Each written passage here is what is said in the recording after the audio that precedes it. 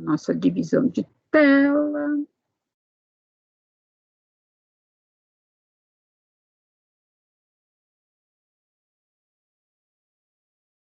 Todo mundo está vendo a tela? Sim. Tá. Então, aqui eu vou fazer um aparato, assim, bem simplesinho para a gente ver do que a gente vai falar. A gente vai falar de salário de contribuição, tá? O salário de contribuição nada mais é que a remuneração, mas eu levo em consideração, na realidade, a definição é a base de cálculo para fins da contribuição previdenciária, tá?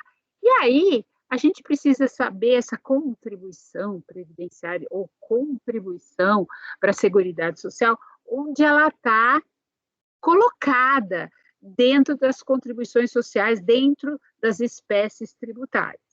Então, como vocês já estudaram ou estudam direito tributário, vocês sabem que as espécies tributárias, elas se dividem em impostos, taxas, contribuições, né? E essas contribuições a gente pode dividir em contribuições de melhoria, contribuições sociais e contribuições especiais. As contribuições sociais, a gente pode dividir em da Seguridade Social, outras de Seguridade Social, que são aquelas que o legislador infraconstitucional pode criar, e as sociais gerais. E tem aquelas especiais de intervenção no domínio econômico, corporativas. E um outro tributo são os empréstimos compulsórios. O que vai nos interessar para esse tópico que a gente vai estudar é as contribuições sociais de Seguridade Social, que elas incidem sobre a folha de salários, que são as empresas, o empregador, e sobre o trabalho, né? Sobre o que o segurado ganha. Então, é isso que a gente tem que ter em mente quando a gente fala em contribuições sociais, tá? E aí a gente já entra no tema de hoje, que é o salário de contribuição. Então, o salário de contribuição, ele está disciplinado na lei de custeio, que é a Lei 8.212, e no artigo 28, tá? E também quem regulamenta é o decreto 3.048, no artigo 214. Então, o que é o salário de contribuição? É a base de cálculo para a determinação da contribuição dos segurados da Previdência Social. É o valor sobre o qual faz incidir a alíquota contributiva do segurado. Exprime a feição tributária, base de cálculo da contribuição previdenciária exigível do contribuinte ou do responsável tributário. É a base de cálculo da contribuição do segurado. Elemento determinante do salário de contribuição. Então, vejam, tudo isso daqui são conceitos, são dispositivos legais que trazem o conceito de salário de contribuição. Então, é a base de cálculo do tributo que fundamenta a relação de custeio. E aqui tem um conceito de um previdenciarista muito importante, que é o Vladimir Novaes, né? E ele faz aqui um conceito bem detalhado, né, de expressão pecuniária, matemática financeira, base de aferição da contribuição do trabalhador, é vocábulo tomado em sentido genérico, e etc, etc. Vocês devem ter esse material. Então, trocando em miúdos, ficando bem fácil, o que é o salário de contribuição? Eu colocaria igual a remuneração. Então, por isso que a gente coloca aqui, quando você fala, a base de cálculo para a determinação da contribuição dos segurados. Ora, eu tenho que ter uma base de cálculo para determinar a contribuição. Qual que é a base de cálculo? É a remuneração. Então, o salário de contribuição para fins previdenciários é a remuneração do segurado. E aí, como eu sempre falo no direito previdenciário, tanto na lei de custeio como na lei de benefícios, o que a gente tem? A gente tem uma legislação casuística, muito detalhada, ela quer ser assim, ela quer abarcar tudo, ela quer deixar muito claro. Às vezes ela até confunde. Então, ela vem e detalha. O que é salário de contribuição para o empregado urbano ou rural e para o trabalhador avulso? É a remuneração oferida em uma ou mais empresas, considerada em sua totalidade, salvo as exceções. Então, tem as exceções lá que a gente vai ver o que significa essas exceções, né? O doméstico é o que ele ganha, que está anotado na carteira de trabalho. E aí já tem aqui umas alíquotas contributivas. 8, 9 e 11. Isso está valendo, pessoal? Não, não está valendo mais. Tinha validade até um certo momento. Quem mudou isso? A emenda constitucional 103, tá? Então, ela vem e traz mais alíquotas, ela complica mais a vida da gente, e a gente vai ver isso pausadamente. O que a gente tinha antes da emenda 103? Alíquotas de 8%, 9% e 11%, de acordo com a faixa salarial. Isso também mantém? Mantém, só que vai ser o quê? Vai depender de outros valores e mais faixas, tá? O segurado contribuinte vai corresponder à remuneração oferida em uma ou mais empresas ou pelo exercício de sua atividade por conta própria. Então, aqui o contribuinte individual, aquilo que a gente já estudou e que eu venho repetindo. O contribuinte individual tem o contribuinte individual que é vinculado à empresa, então a empresa ela é obrigada a pagar parte dessa contribuição social e o resto é para o contribuinte. Agora, tem aquele que trabalha por conta própria, e esse contribuinte que trabalha por conta própria, o que vai acontecer? Ele é o responsável por pagar. E o contribuinte individual, como o segurado facultativo, a alíquota não é de 11%. Existem exceções que a gente vai ver. Contribuinte individual e facultativo, regra, geral é 20%. Tem exceções? Tem exceções. E a gente vai ver, tá? Aí, aqui já aparece a exceção, né? Aqui já começa a falar, a legislação já fala do contribuinte individual que trabalha como condutor autônomo de veículo rodoviário, como auxiliar de condutor autônomo de veículo rodoviário. E aí, equipara esse condutor ao operador de trator, a de máquina de terraplanagem, colheitadeiras e assemelhados. E deixa claro que esse vai pagar 20%, porque eu já falei para vocês que existem exceções que poderão pagar 11% e até 5%. A gente vai ver, tá? Aqui o facultativo, como eu falei, 20%, tá? Aí já começa aqui, abre a exceção, e tem os 11% que o contribuinte individual, que trabalha por conta própria, e o facultativo podem pagar, desde que o quê? Eles se aposentem por idade. Então, resumindo, os contribuintes individuais, em regra, contribuem com uma alíquota de 20% em cima de um valor que deve ser entre o salário mínimo, esse ano, 1.100, e o teto, 6.433,57. Possibilidade de contribuir a uma alíquota de 11%. Mas aí eles vão ter uma aposentadoria no valor de um salário mínimo. Então, vejam, o legislador abriu uma brecha para o contribuinte individual que não queira pagar as 20%, porque aí ele vai pagar 20% e ele pode ter uma aposentadoria maior, que não seja o salário mínimo, tá?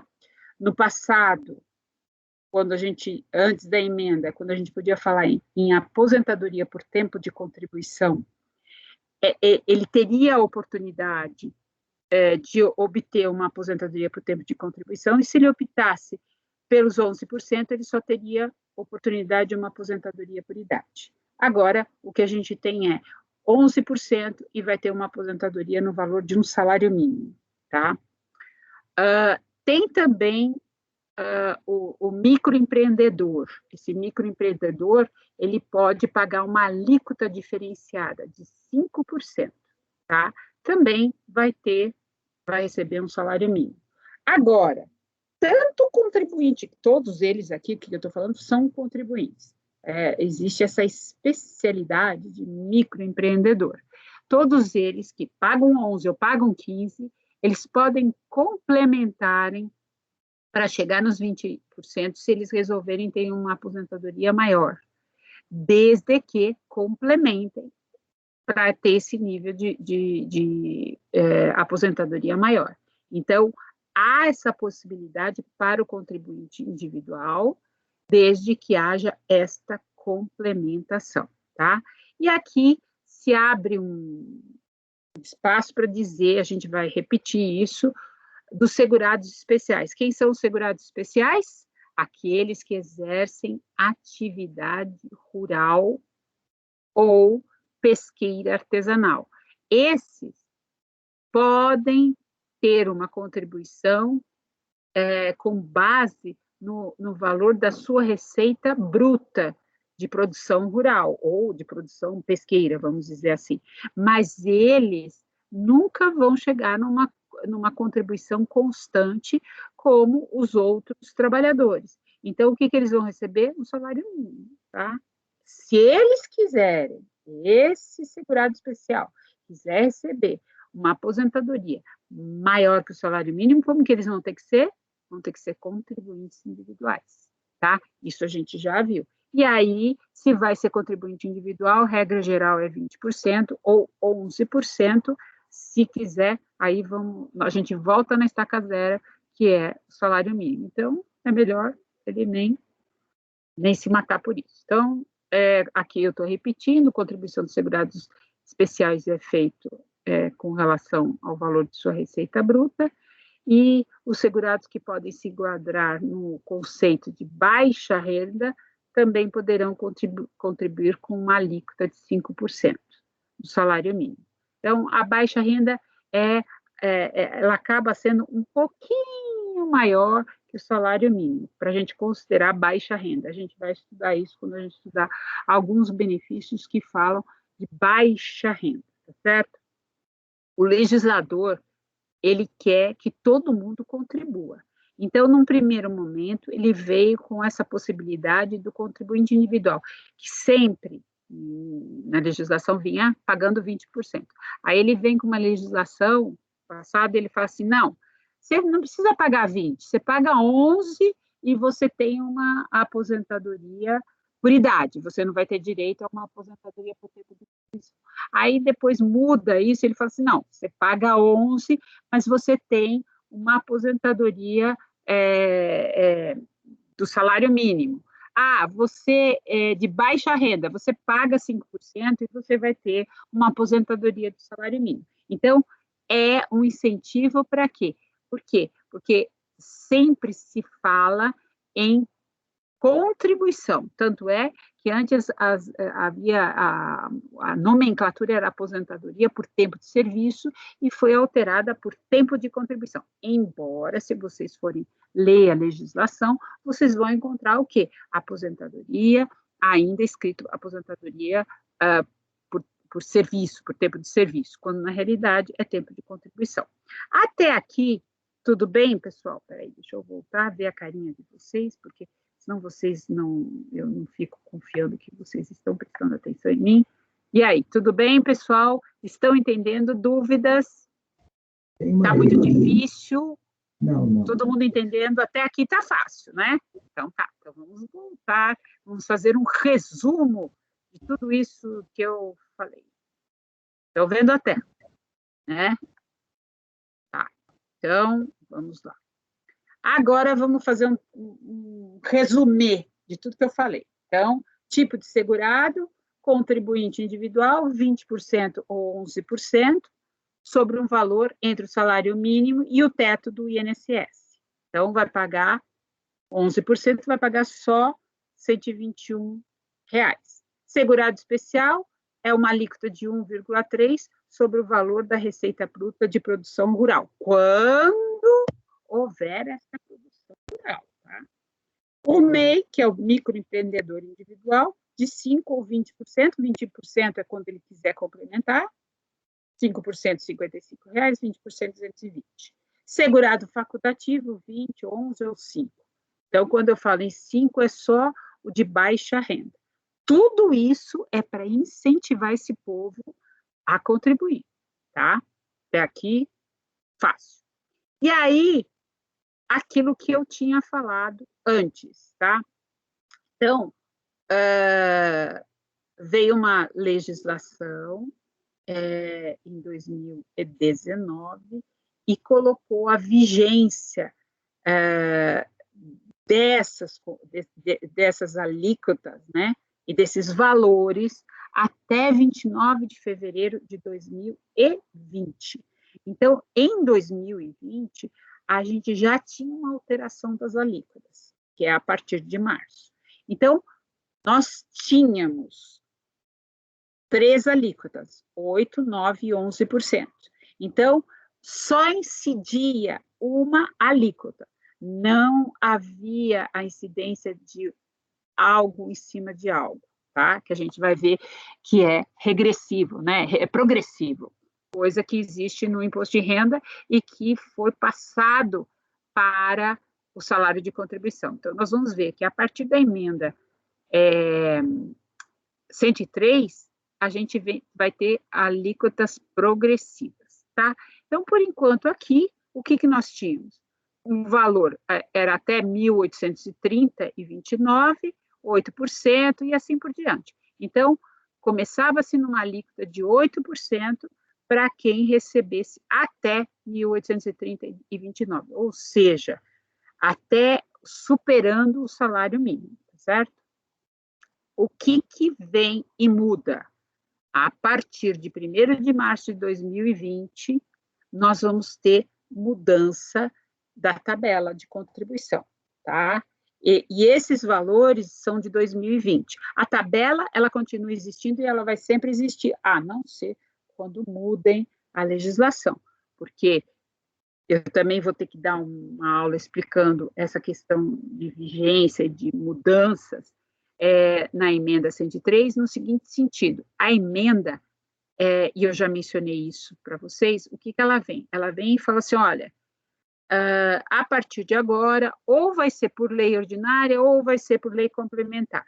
Mas, enquanto não tiver lei complementar ou lei ordinária, vai ser legislado dessa forma. Então, a gente vai ter na emenda muitas situações que, por enquanto, elas estão desta forma, mas poderão ser alteradas, tá?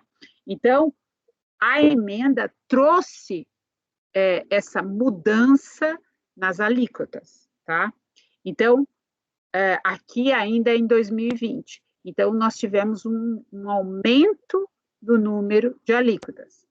7,5%, 9%, 12% e 14%. Antes a gente tinha 8, 9, 12%. Agora não, é 7,5%, 9%, 12% e 14%, tá certo? E aplicado não só ao regime geral, como ao regime próprio, tá? Teve uma vacácio legis, por ser contribuição social, né?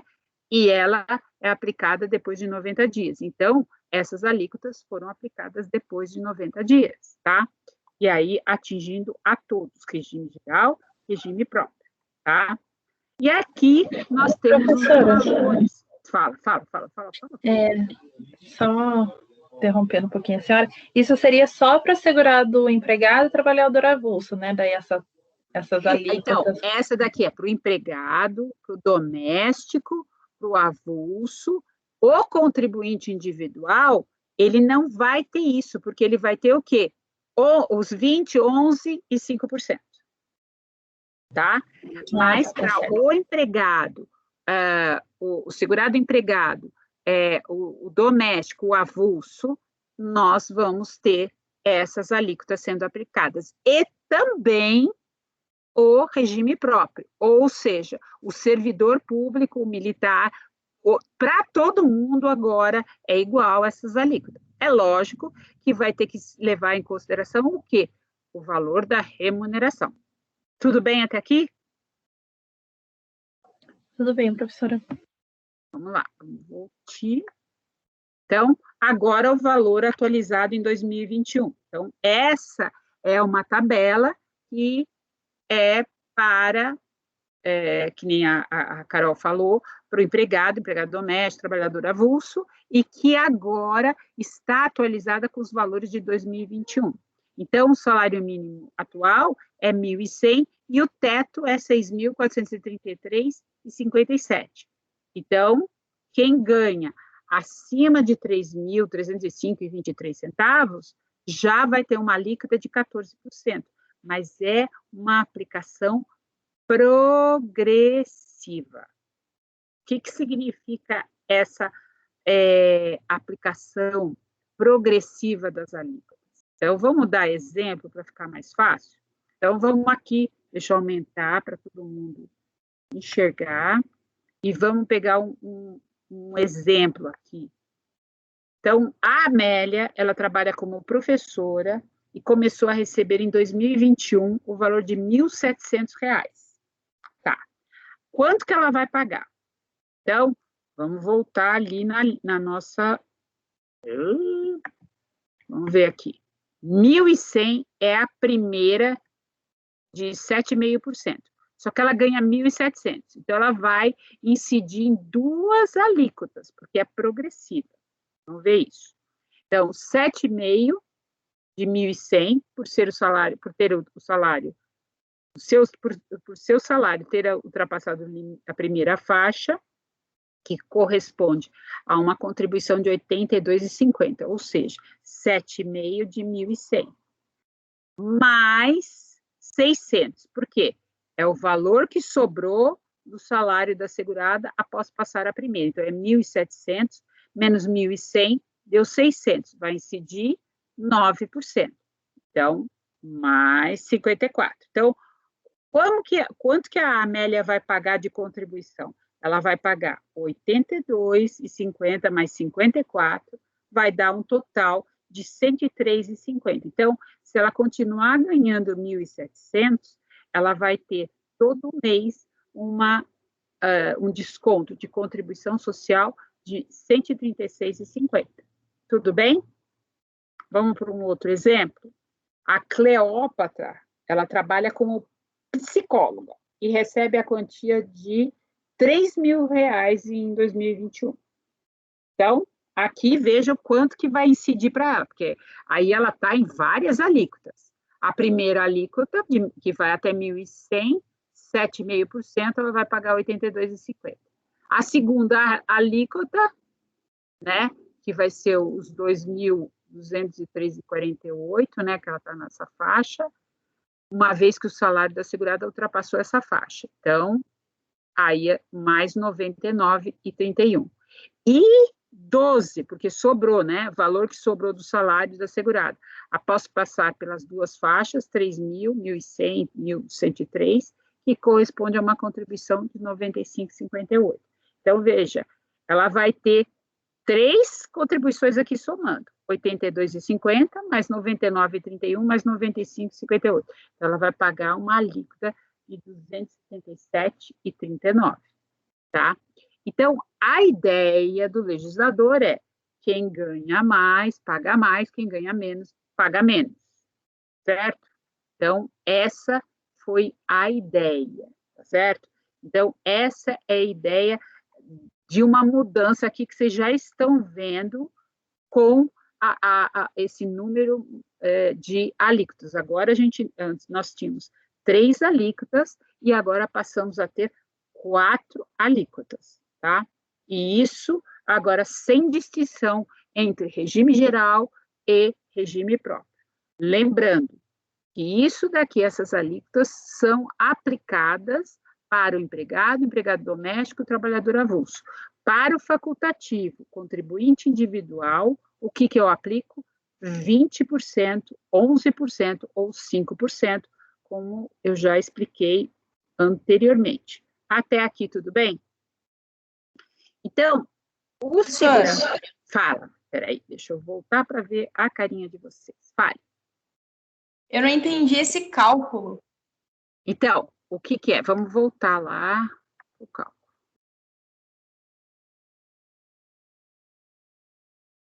Você entendeu aqui no exemplo da Amélia ou não? Então, eu não entendi por que segrega tanto e não atribui somente uma porcentagem ao valor total. Porque agora mudou. Isso você tem razão. Antes incidia uma alíquota. Agora, como é progressivo, se o seu valor, vamos lá na tabela. Então, é progressivo, não incide só 7,5. Se eu ganho o salário mínimo, não tenho o que discutir. 1.100, 7,5 de 1.100. Só que se eu ganho, vamos supor, R$2.000, vai incidir os 1.100, né? Porque eu ganho mais de 1.100. Então, eu ganho R$2.000. Eu estou Marisa, volta lá. Eu ganho R$2.000. Então, vai incidir os 7,5% de 1.100 e R$2.000 menos 2.100, quanto que vai dar? É um X. Esse X vezes 9% vai dar um valor. Então, eu vou somar duas alíquotas. Por isso que é progressivo. É maldade mesmo. Quer dizer, eu chamo de maldade, né? É para complicar a vida. Entendeu? Então, se eu ganhar, por exemplo, porque aqui vou dar uma dica para vocês. Então, o que acontecia com o regime próprio? O regime próprio ganha lá R$10.000, tá? O regime próprio, se eu ganho R$10.000, não existia os 14%, existia os 12%. Então, se eu ganho R$10.000, incidiria 12% sobre R$10.000, tá? Uma alíquota só sobre os 10. O que acontece hoje? Hoje eu ganho 10.000, mas o máximo que vai incidir é sobre os 6.000, porque esse é o teto. E o teto tanto para o regime próprio como para o regime geral. Então, vamos supor, uma secretária bilíngue que ganha R$20.000 vai incidir só até os 6.433. Hoje teve uma fofoca aí, eu só me falaram, né, me ouvi, parece que tem uma repórter de uma jornalista de uma TV aí, que foi despedida e que ela entrou com uma ação, porque ela foi humilhada e tal. E qual é o salário da beleza rara? R$200.000. Então, uma jornalista que era só para ler as notícias, ela ganha R$200.000. Está certo que também, porque ela é bonita, né? R$200.000. Olha o absurdo, mas tudo bem. R$200.000, tá? Depois falam dos funcionários públicos. R$200.000. Ela vai pagar de contribuição social, vai pagar imposto de renda. O imposto de renda vai ter uma outra, vai ter uma alíquota também e tal. Mas ela vai pagar os R$200.000, vai incidir no teto, até os 6.000. Não vai passar dos 6.000. Ela ganha 200, mas vai incidir no teto. Então, o que ela vai ter que pagar? Ela vai pagar, porque os 6.000 passa de 1.100, vai pagar 7,5, vai pagar 9, vai pagar 12, até os 14%. Mas para ela que ganha R$200.000, ridículo que ela vai pagar. Agora, quando ela se aposentar, ela vai se aposentar pelo teto. Entendeu? Ficou mais claro? Entendi, professora, obrigada. Tá? Então, aqui voltando ao exemplo, vejam, 7,5% de 1.100 vai dar 82,50. Como ela aqui no exemplo é 1.700, o que eu vou ter que fazer? 1.700 menos 1.100 vai dar 600. Então, 9% de 600. quanto que ela vai pagar? R$ 54.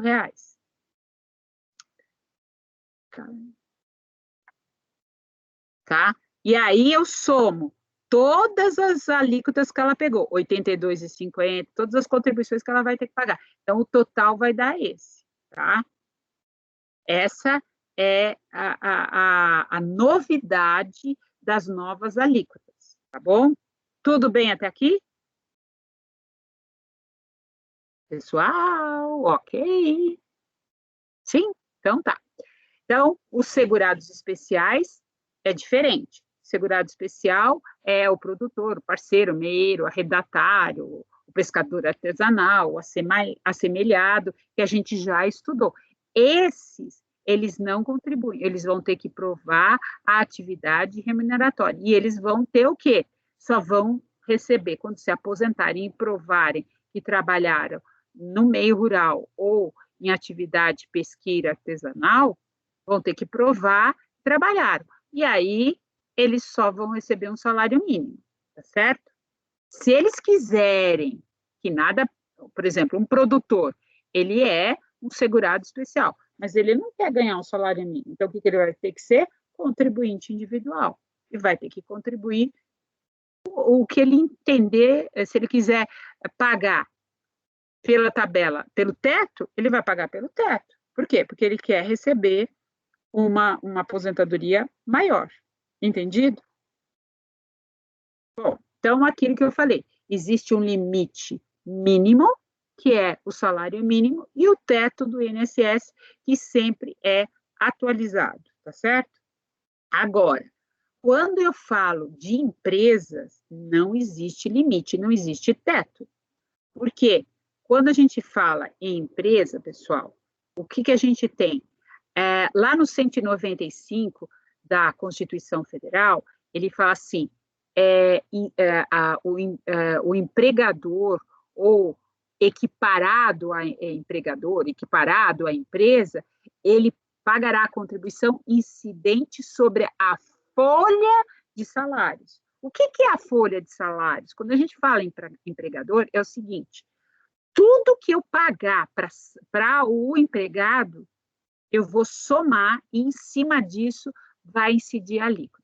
E aí não tem limite. Ah, eu tenho 20 empregados e eu pago, e aí vocês vão ver outras coisas que ele paga, né? E a gente vai ver no futuro alguns benefícios aí que ele paga.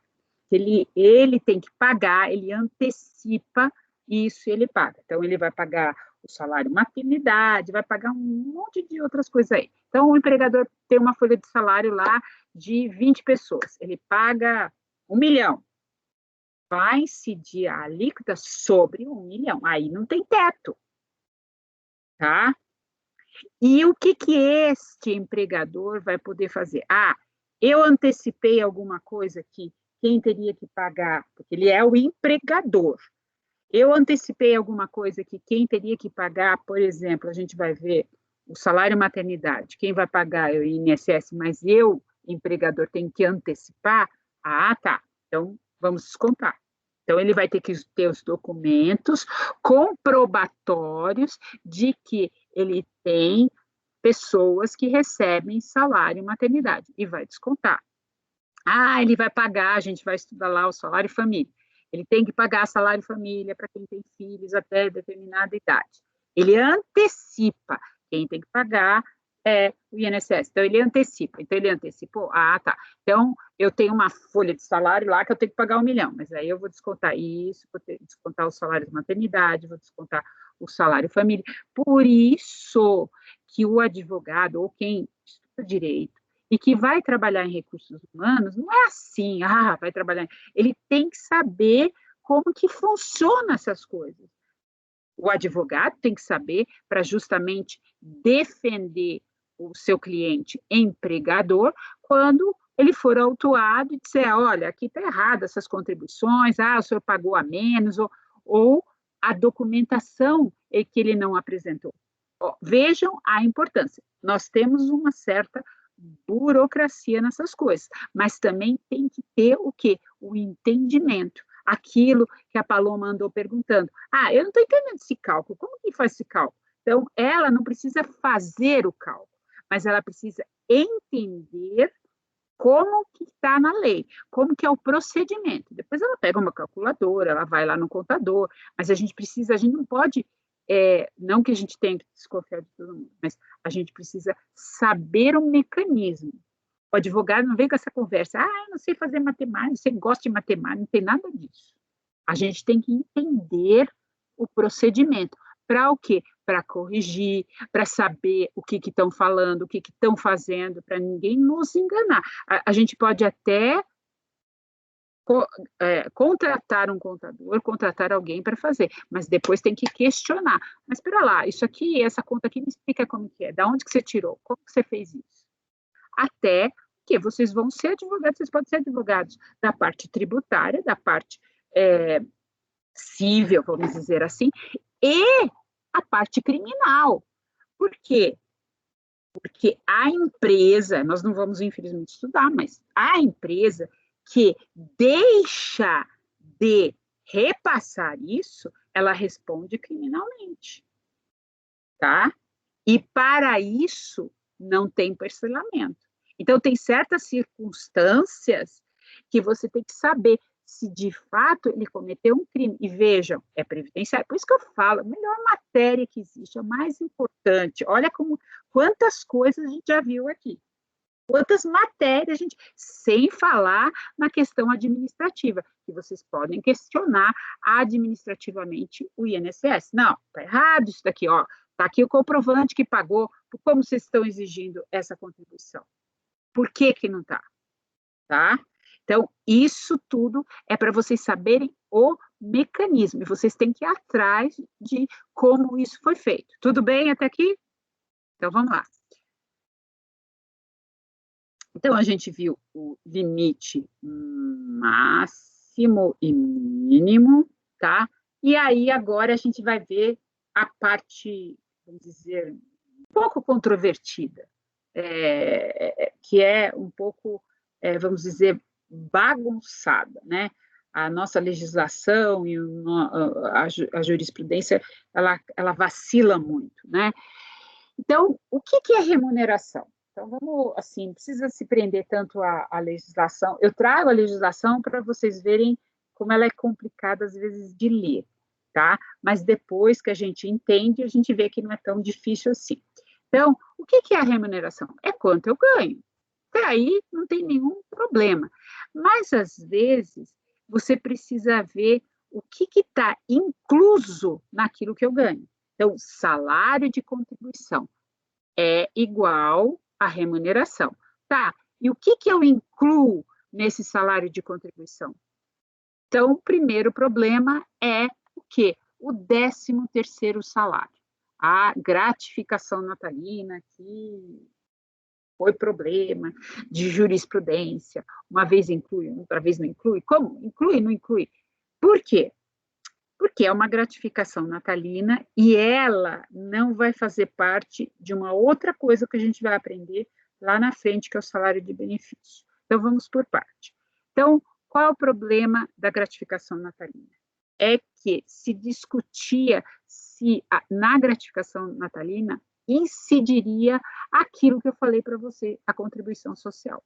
Então, qual é o problema? A gratificação natalina, se eu somar ela junto com tudo que eu ganho, vai dar uma alíquota muito grande, principalmente para fins de imposto de renda, tá?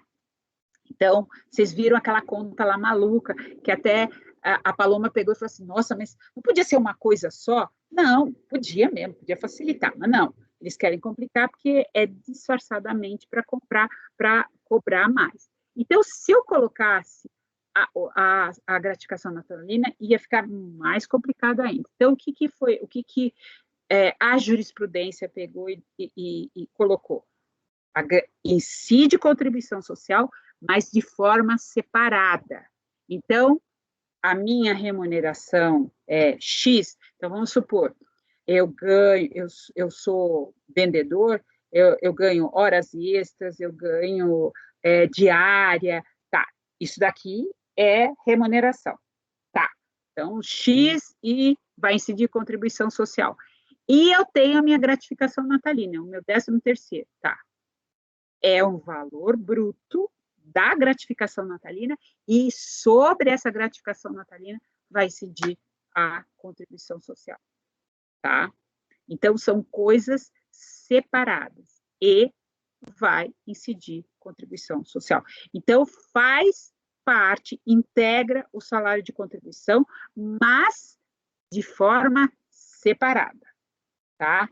Isso daqui, eu estou resumindo a novela, porque isso teve muita jurisprudência e muitas discussões a respeito. Tanto é que tem aqui a decisão do STJ, STF e tal. Então, é para encurtar o meio do caminho. A questão das diárias de viagens que excedam 50% da remuneração do segurado. Então, se exceder 50%, isso significa que já é remuneração. Então, é entendido como remuneração. E aí, vai integrar. Se for inferior a 50%, não vai integrar o salário de contribuição. Agora, a gente tem que ter, eu vou dar uma dica, que é para a gente poder raciocinar. O que vai integrar o salário de contribuição e que não vai integrar o salário de contribuição. Tudo que for, que tiver natureza remuneratória, vai integrar o salário de contribuição. O que é remuneratório? É como se eu recebesse todo mês, ou se eu tivesse direito, eu recebo toda hora, todo ano. Agora, se tiver o caráter indenizatório, deixa de integrar o salário de contribuição. E aí eu vou dar exemplos para vocês. Então, tá, vocês estão trabalhando numa empresa e vocês recebem as suas férias. Tem direito a uma vez por ano a receber férias, tá? As férias, elas integram o salário de contribuição, não tem dúvida nenhuma. Por quê? Porque todo ano vai ter direito a isso. É uma coisa habitual. Ela é remuneração. Agora, 1/3 das férias foi discutido e chegou no STF e falou, não, 1/3 das férias tem caráter indenizatório. Então, não vai integrar o salário de contribuição e não vai incidir a contribuição social. Agora, as férias, quando que elas vão ser indenizáveis? Quando houver o quê?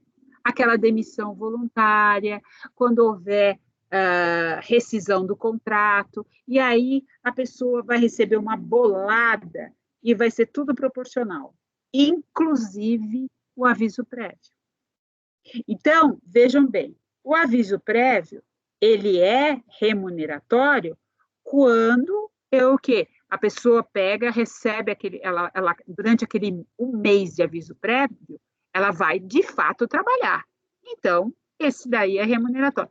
Agora, quando o empregador fala, não quero nem você aqui, você já vai receber tudo, vai ser tudo proporcional, aviso prévio, tal, não quero nem aqui. Tudo isso é em dinheiro. Vai ser o quê? A pessoa não está trabalhando. Tudo isso é indenizatório. Quando tiver esse caráter indenizatório, não vai integrar o salário de contribuição e não vai incidir não só a contribuição social, como o imposto de renda. Então, eu vou já dando uma outra matéria para vocês. Quando tiver o caráter indenizatório, então, por exemplo, nesses acordos que tem tido as empresas, Volkswagen, Ford e tal, que fazem um programa de demissão voluntária, todo mundo vai receber uma bolada, parece uma bolada, mas vai ser em caráter indenizatório. Seria justo essas pessoas terem desconto de imposto de renda, de contribuição social? Não. Por quê? Porque elas vão deixar de trabalhar e isso daí é em caráter indenizatório. O que acontece? Aí vem o advogado. Muitas vezes, o que o empregador tem que fazer? Qual que é a obrigação do empregador? Que ele não pode... Ele é obrigado a fazer, ele é substituto tributário. O que ele tem que fazer?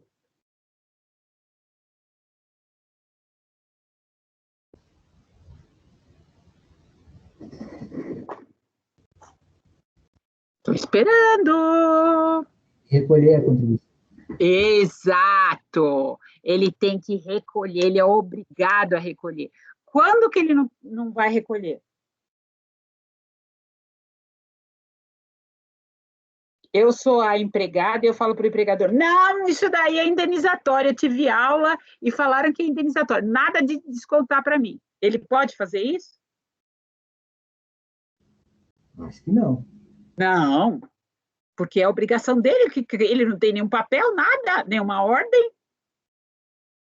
Quando que ele vai poder deixar de fazer isso? Mas essa hora tem que vir do juiz ou do sindicato? Tá falando muito baixinho, eu não estou escutando. Essa ordem tem que vir do juiz ou do sindicato? Eu não entendo.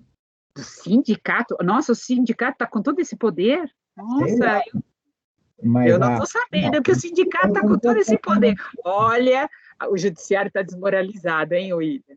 É o William que falou? Não, é Éder. Éder. Nossa, o sindicato está com todo esse poder, está com mais poder que o judiciário, hein? Não, porque o que acontece é o seguinte, algumas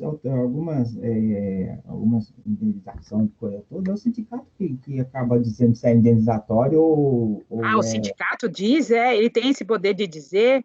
Será que ele não entrou com acordo? Ele não está com um advogado do lado? Ele já não entrou com uma ação judicial, alguma coisa? Porque, veja bem, quem que exige, vamos lá, quem que exige essa contribuição e o imposto de renda? O Estado. O Estado, Receita Federal, certo? Certo, a Fazenda Nacional, isso. A Fazenda Nacional, perfeito. E aí, você acha que o sindicato pode chegar lá e falar assim, não, olha, tá aqui, vamos combinar, não paga nem nada. Sabe qual que vai acontecer? Quando chegar na hora da declaração do imposto de renda, essas pessoas que não tiveram descontado vão receber uma notinha da Receita Federal dizendo assim, você recebeu tanto e não pagou imposto de renda e não pagou a contribuição social. E vão estar escrito na Receita Federal, tá? Por quê? Porque o sindicato fez aonde? Com base em quê? Quem que pode fazer isso? Veja bem, o empregador, ele é substituto tributário e ele é obrigado a descontar. Ele não tem conversa. Se ele não descontar, quem responde é ele, porque ele é o substituto tributário. E se ele descontar e não repassar, também vai, e ainda responde criminalmente, eu já avisei vocês. Bom, o que pode superar? Alguém falou aí, Poder Judiciário. Então, o que acontece? Essas pessoas avisadas, aí sim o sindicato funciona, né? O sindicato contrata um advogado e fala assim, pessoal, nós vamos ter que entrar com uma ação, porque isso é indenizatório para que não se desconte imposto de renda, para a gente ter esse direito, porque senão lá na frente vocês vão ser cobrados pela Receita Federal. Por quê? Porque vocês não pagaram. Quando chegar na hora de declarar o imposto de renda, vai falar assim, por que não pagou? Paga agora. E vai pagar uma fortuna. Entendeu? É isso que tem que estar atento. Vamos descobrir. Então, o sindicato já, com advogados, eles têm experiência nesse sentido, ele vai entrar no judiciário para dizer, isso daqui tem caráter indenizatório, porque é demissão voluntária, isso tem caráter indenizatório, tudo isso que eles estão recebendo não pode incidir contribuição social e imposto de renda, tá? Deu para entender? Essa questão da contribuição social e dessas mudanças de entendimento, que na realidade não foram mudanças, veio a legislação previdenciária, que é a 8.212, que é custeio, e colou lá, tem que pagar contribuição social. Aí, baseado na própria jurisprudência já do imposto de renda, que já analisava nesse sentido, aplicou a mesma coisa para as contribuições sociais, que não deixam de ser o quê? Tributos, tá? Então, a jurisprudência sempre decidiu, em termos de imposto de renda, que o caráter indenizatório também deveria ser aplicado no tocante às contribuições sociais, tá? inclusive, tem certos aspectos aqui, eu não vou falar tudo porque é muita coisa, é muito detalhe, isso seria mais para um pós-graduação. Eu estou dando alguns exemplos para vocês entenderem o mecanismo, certo? Não dá para a gente pegar, entrar com muita profundidade, senão a gente não vê muita coisa. É para vocês entenderem o mecanismo. Então, tem muita coisa que está sendo colocada no regulamento da Previdência Social, que é o decreto 3.048, como integrante do salário de contribuição e incidindo a contribuição social, quando não seria cabível, e já decidido tanto pelo Supremo como pelo STJ, certo? Então, é para que vocês tenham a mente aberta e procure entender melhor isso daí. Éder, eu brinquei com você, mas você entendeu o que eu quis dizer? Entendi. É que, como empregador, eu não posso entrar na justiça a favor do funcionário, porque eu nem sou legítimo nesse caso. Não pode mesmo. Você, como empregador, não pode mesmo. Tem toda a razão. Óbvio que não. É o empregado que não quer ver o seu salário com as contribuições descontadas, é que tem que ir atrás. Como você deu o exemplo do sindicato, o sindicato ele tem muito mais experiência e pode ajudar isso. O empregado na maior parte dos casos, ele não tem nem a menor ideia, ele não sabe disso. Ele sabe que vem descontado, ele não vai ter. Por isso que tem que ter o advogado. Por que a gente está estudando? O advogado tem que saber disso. Ele tem que ir atrás. Na realidade, aqui a gente está aprofundando um pouco mais. A gente está vendo o que a jurisprudência já decidiu sobre esse aspecto, entendeu? E que o órgão administrativo insiste em cobrar, entendeu? Aí que o advogado se sai nesse sentido. Ele vai atrás para dizer assim, não, isso daqui já está decidido, não precisa, não deve ser cobrado, tá? E se for cobrado, o que ele vai fazer? Ele vai entrar no judiciário para dizer assim, olha, eu paguei, mas não era para ser pago. Por quê? Porque isso é indenizatório, então eu quero a devolução disso daí.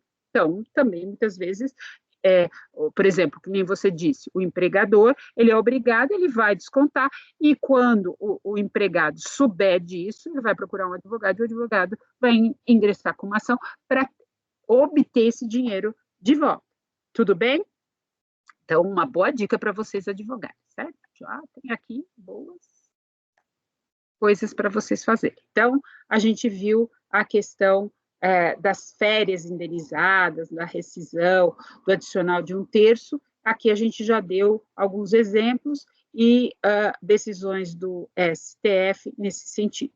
Natureza que, em alguns momentos, ele disse que a natureza era remuneratória, tá?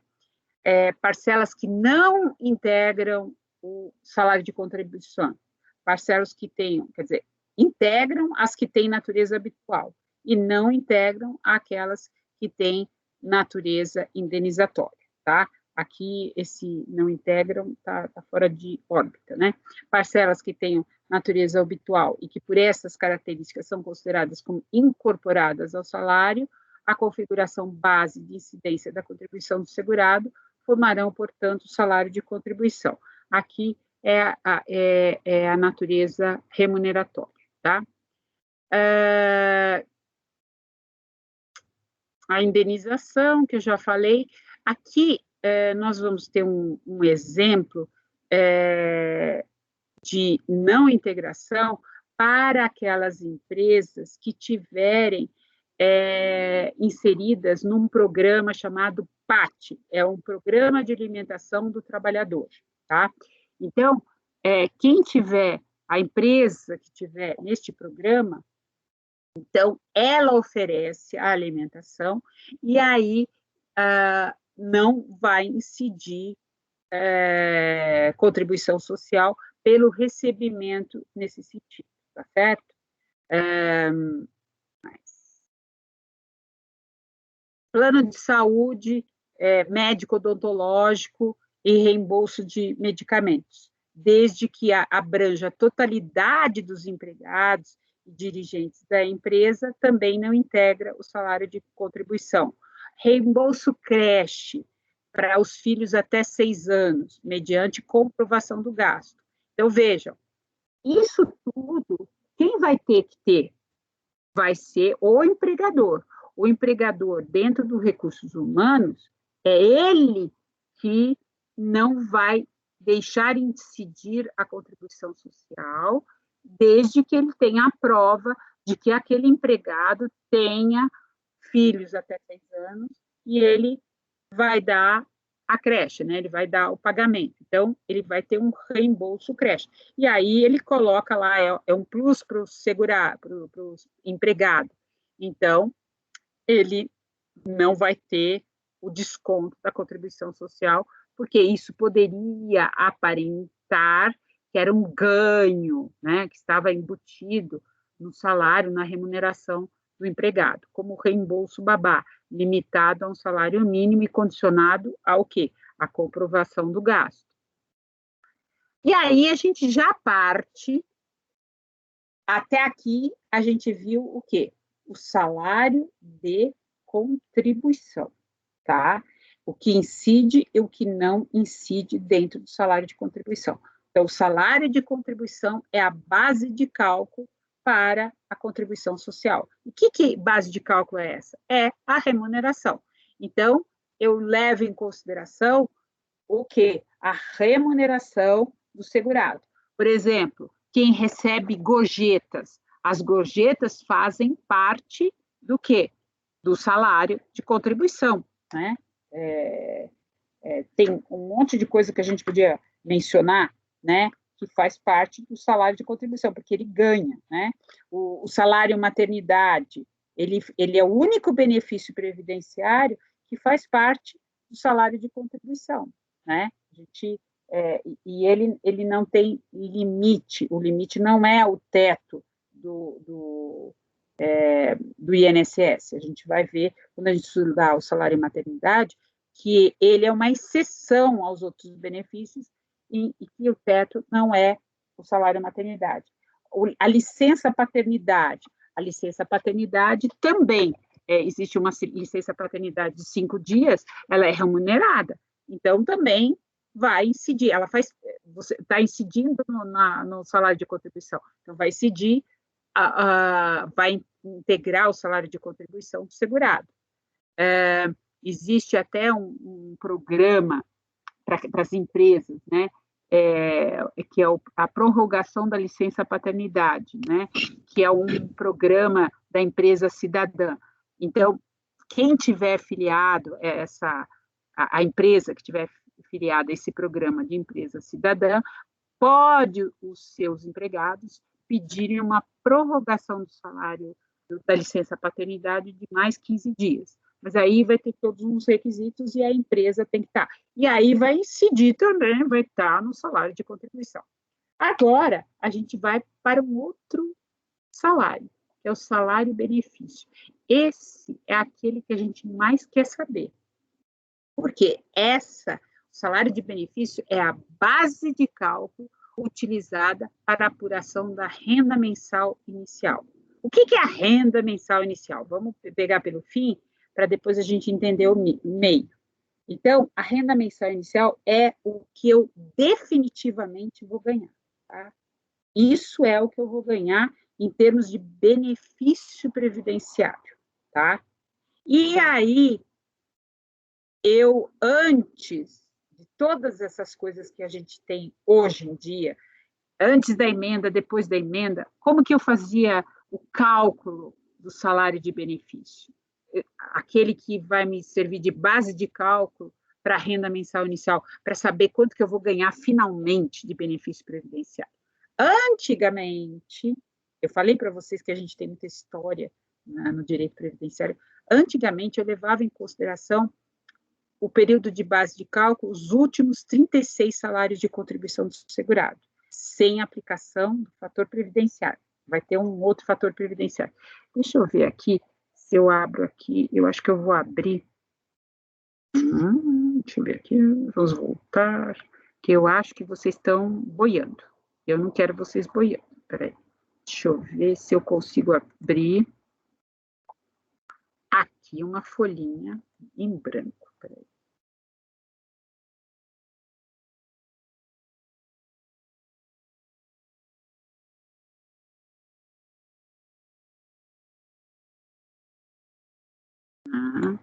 Vocês estão vendo uma folhinha em branco? Sim ou não? Sim. Ah, tá. Então, vamos lá. O que é salário de contribuição? O que é salário de contribuição? Não responderem, eu fico muito brava. E vou fazer chamada oral. E é salário de contribuição, povo.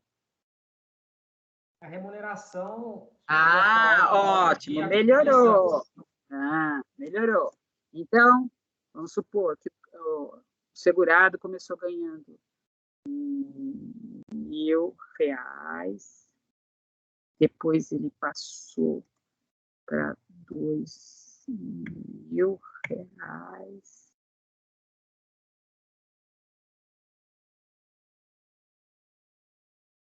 3.000, R$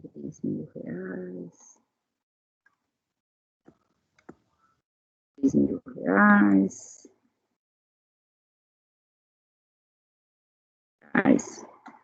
Pronto. Já tá bom para vocês. Peraí.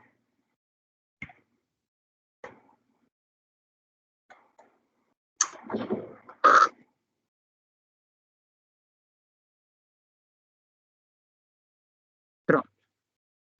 Então, o que eu falei aqui? Que o salário de benefício, ele vai ser a base de cálculo para eu obter a minha renda mensal inicial. Então, primeiro de tudo, para eu fazer o cálculo de quanto eu vou receber, no passado eu levava em consideração os meus 36 últimos salários, tá? Isso é uma legislação longínqua, mas presente. Então, como eu falei para vocês, vocês têm que saber de tudo, vocês vão aprender isso daqui. Então, vamos supor aqui eu pus pouco, mas vamos supor, eu comecei ganhando salário mínimo, muito antigamente, e depois eu aumentei meu salário. Eu fui melhorando na empresa, em épocas que a gente tinha emprego, tá? E aí, os meus últimos salários são os melhores, 3.000, né? Então, imaginem que os meus 36 últimos salários de contribuição vão ser esses de 3.000. Eu vou fazer aqui uma média aritmética simples dos meus últimos salários de contribuição. Eu vou obter o salário de benefício. Isso é o salário de benefícios. Os últimos, o que era no passado, tá?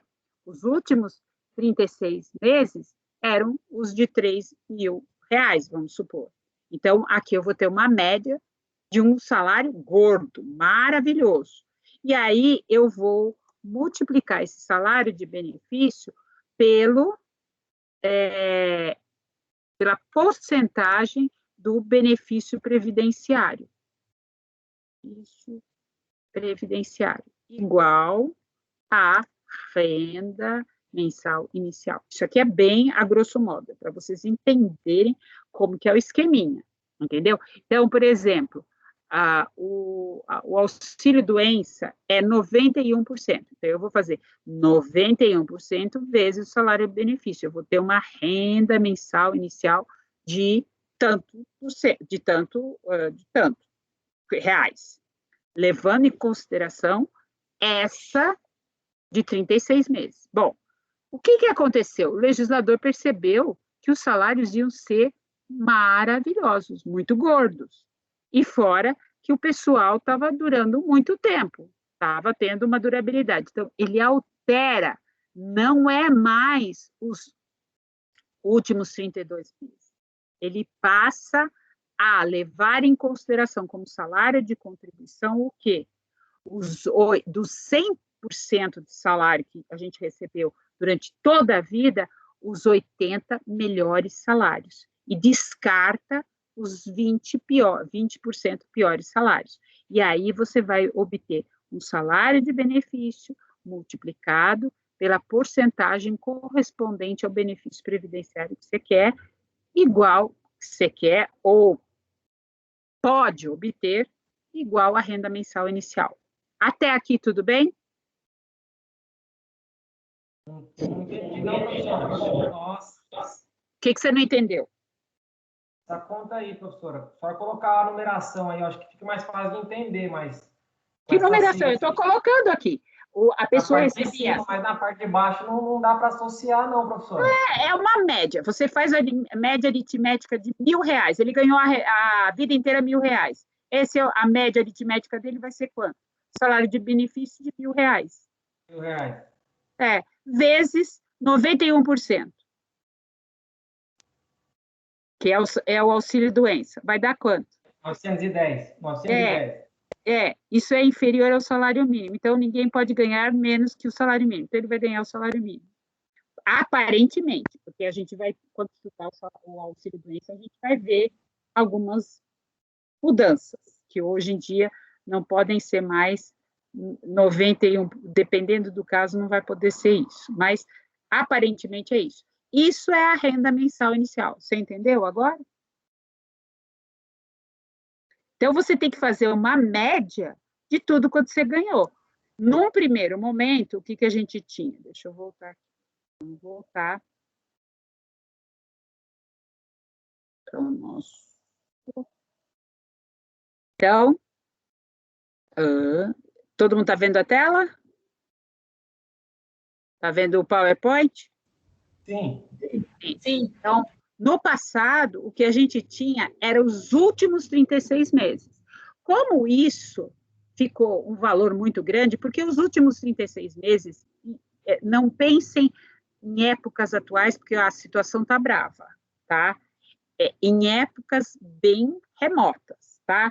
Em 1999, nos idos de 1900. Então, o que acontecia? A pessoa que começa ganhando o salário mínimo, entra numa empresa e está ganhando um salário razoável, vamos supor, de R$5.000. Ora, os últimos 36 meses vão ser de um valor bem alto, e a média dele vai ser alta. Então, ele vai ganhar praticamente os R$5.000. Então, veja, é muito alto. O que o legislador percebeu? Que muita gente que agora vai ter uma idade muito avançada vai ganhar um salário muito grande e não dá para a Previdência pagar. Então, o que ela vem e altera? Ela substitui isso e vem trazendo o fator previdenciário.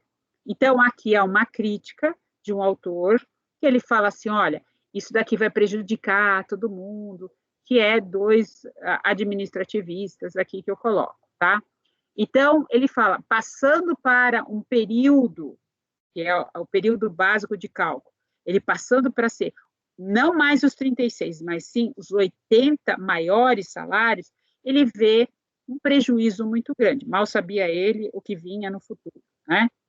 E aí, nós temos uma alteração do artigo 29 da Lei 8.213, que fala que salário de benefício é igual à média aritmética simples dos maiores salários de contribuição correspondente a 80% de todo o período contributivo, multiplicado pelo fator previdenciário, tá?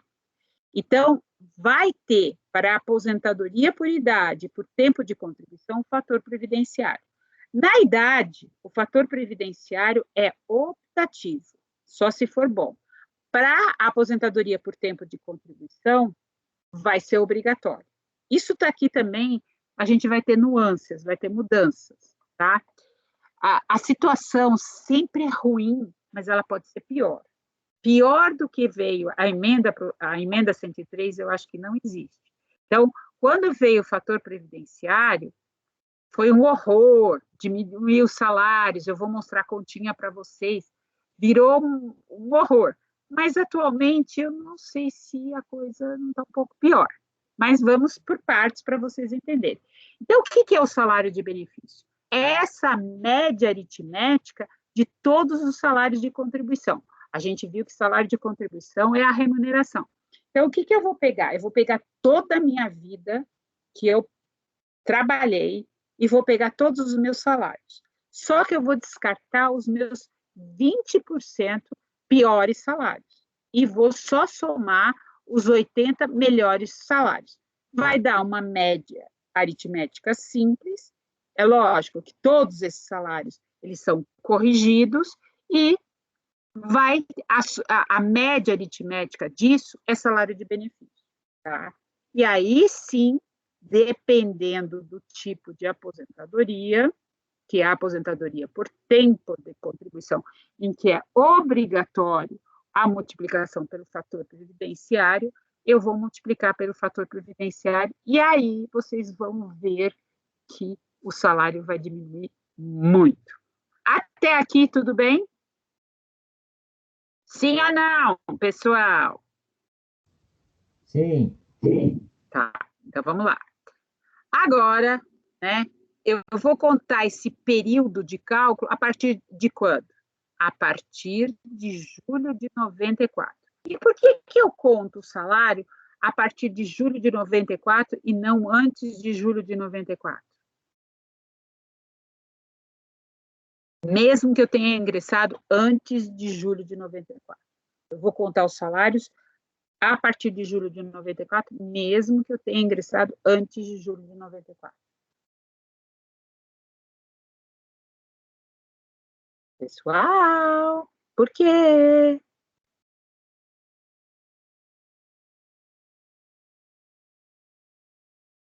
Ninguém vai chutar? Porque é quando veio o real. Antes disso, eram outras moedas que eu nem lembro mais. Então, tinha o cruzeiro, cruzado, teve um monte de moeda. Então, a partir de julho de 94, muda para a moeda atual, o real. Então, se eu começasse a contar os salários de contribuição antes de 94, ia ser um horror, porque eu teria que atualizar, fazer multiplicações, não daria. Então, tem que ser a partir de julho de 94, a contagem dos salários de contribuição, fazer essa média a partir de julho de 94. Antes disso, mesmo que tenha começado a trabalhar, não vai ter essa contagem, tá certo? Então, eu sempre vou levar em consideração a partir de julho de 94. Bom, então, todos os salários serão atualizados, como eu falei, monetariamente, desde a data de sua competência até o início do benefício. Ou seja, quando eu falo desde a data de sua competência, desde o mês em que iniciou a trabalhar, tá? E aí eu descarto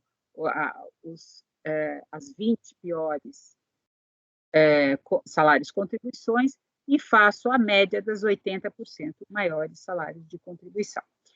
Agora, eu falei para vocês do fator previdenciário. O que é esse fator previdenciário? Ele foi criado para reduzir o valor dos benefícios previdenciários no momento da sua concessão, de maneira inversamente proporcional à idade de aposentadoria do segurado. Quanto menor a idade da aposentadoria, maior é o redutor. Então, qual que é a ideia do fator previdenciário? Se você, quanto mais velho você quiser se aposentar, melhor vai ser o seu fator previdenciário. Quanto mais novo, pior vai ser seu fator previdenciário. Então, é uma equação. Ela parece monstruosa, horrorosa, mas ela não é, tá? Ela leva essa equação para descobrir o fator previdenciário, ele vai levar em consideração a idade, o tempo de contribuição e a expectativa de vida, tá? Então, eu levo em consideração a expectativa de sobrevida do brasileiro, que vem aumentando, e o benefício reduz quando a expectativa de vida cresce. Então, eu também levo em consideração o tempo, né? Porque o salário a aposentadoria por tempo de contribuição, que não existe mais, e existe porque a gente tem que levar em consideração as pessoas que já que adquiriram esse direito e que ainda não pediram esse benefício, elas têm direito. Então, elas vão poder aposentar-se se elas preencherem os direitos. Quais são esses?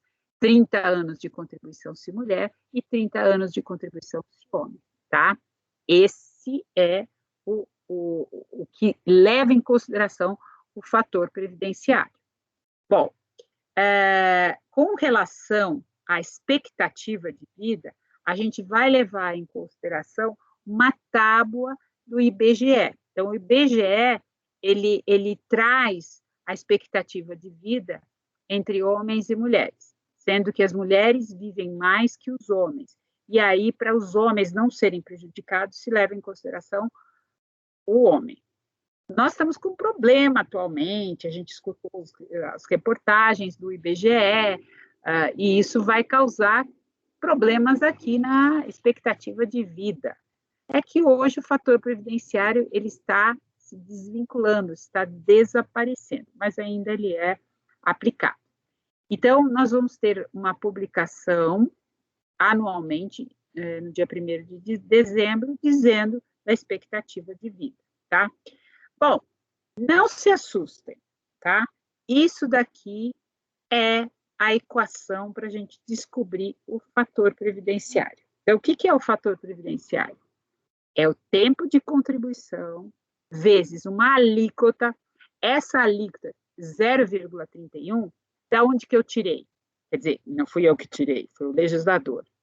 Ele tirou de 20% das contribuições patronais. Lembra que eu falei que o empregador ele paga 20% da contribuição para o contribuinte individual? Então, ele paga 20% mais 11% das contribuições do empregado, contribuinte individual. Então, dá uma alíquota de 0,31.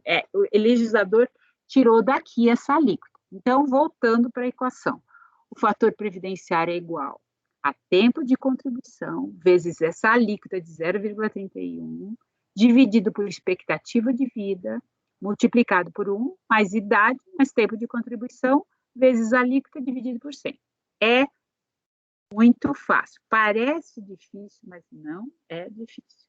Então, vamos fazer aqui um exemplo para vocês entenderem. Primeiro, deixa eu mostrar aqui. Aqui é uma tabela de expectativa de vida do IBGE de 2004, tá bom?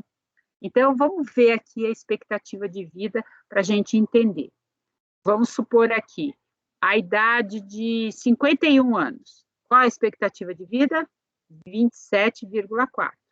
60 anos, uma expectativa de vida bem menor, de 20,6. 68 anos, uma expectativa de vida de 15,3.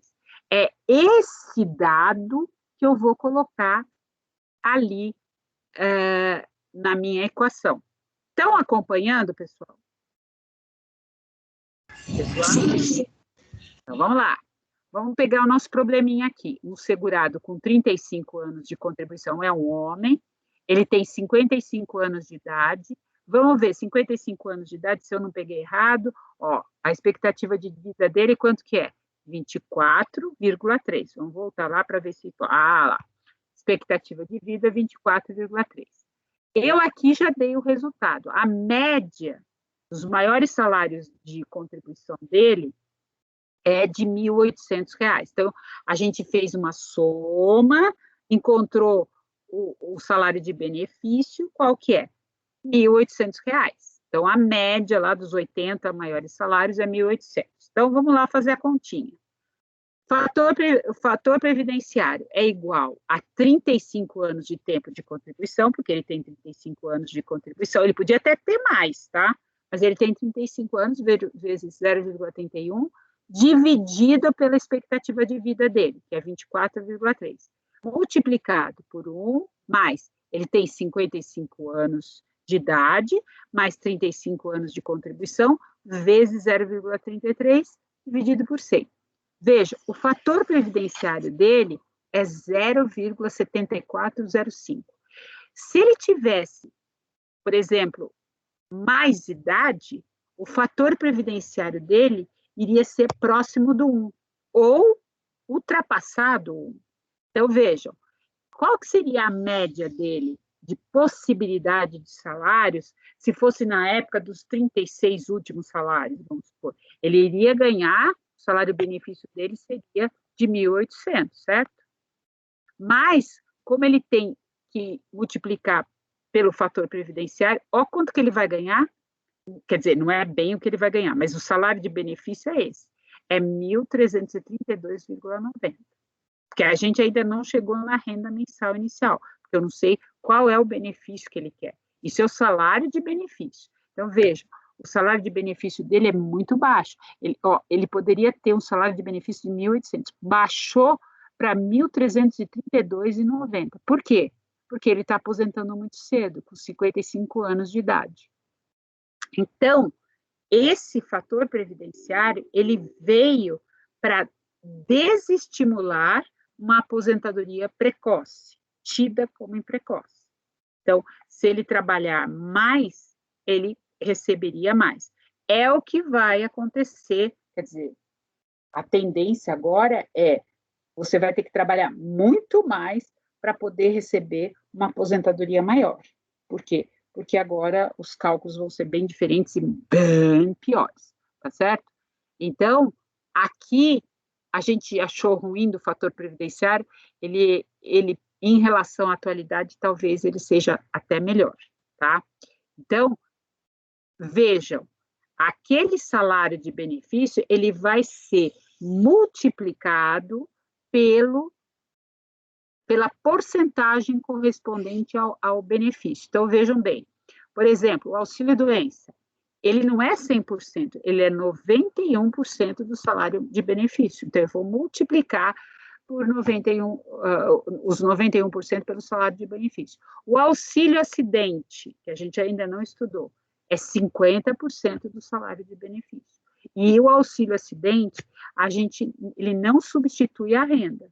Ele só recebe o auxílio-acidente enquanto ele estiver trabalhando. Quando ele for se aposentar, esse auxílio-acidente vai fazer parte do cálculo para a obtenção do salário de benefício, certo?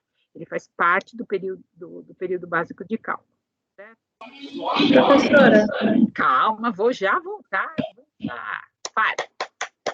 esse 91, 50%, eu não entendi. A senhora poderia explicar de novo? Então, para cada benefício, vai ter uma porcentagem.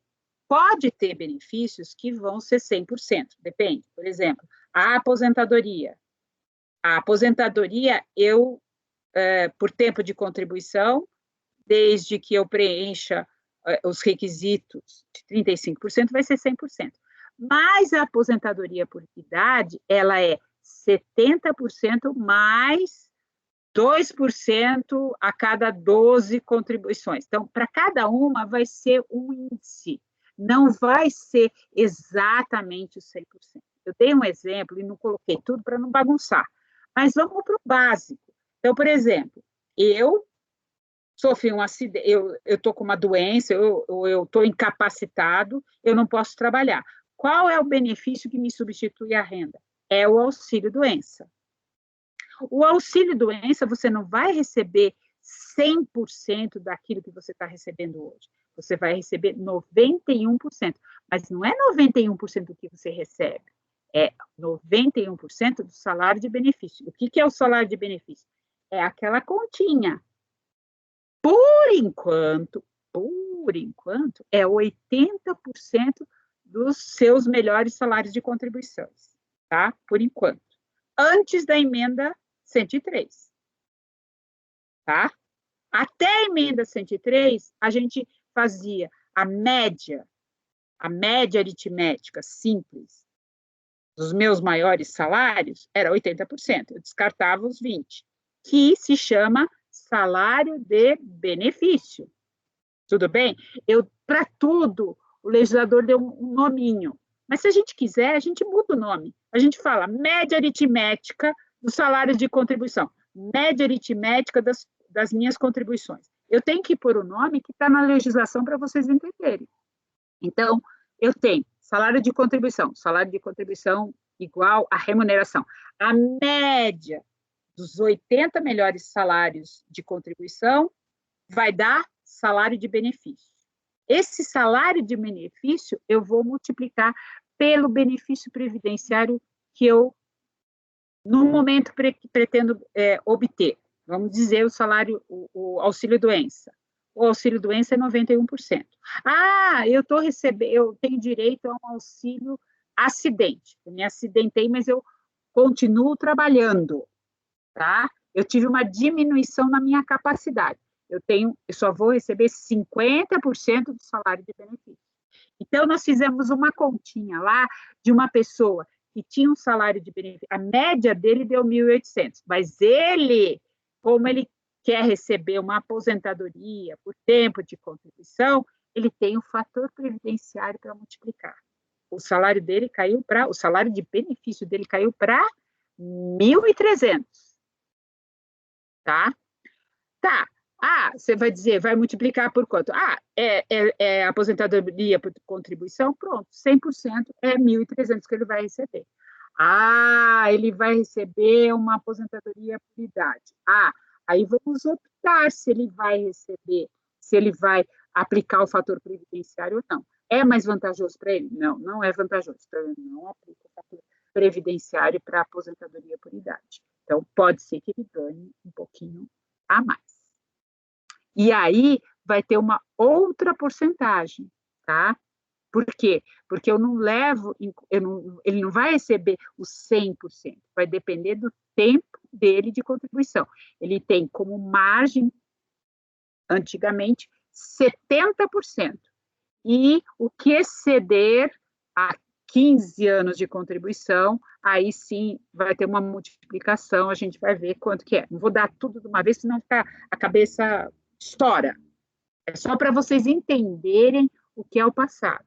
Agora eu vou dar a triste notícia, presente. Emenda Constitucional 103.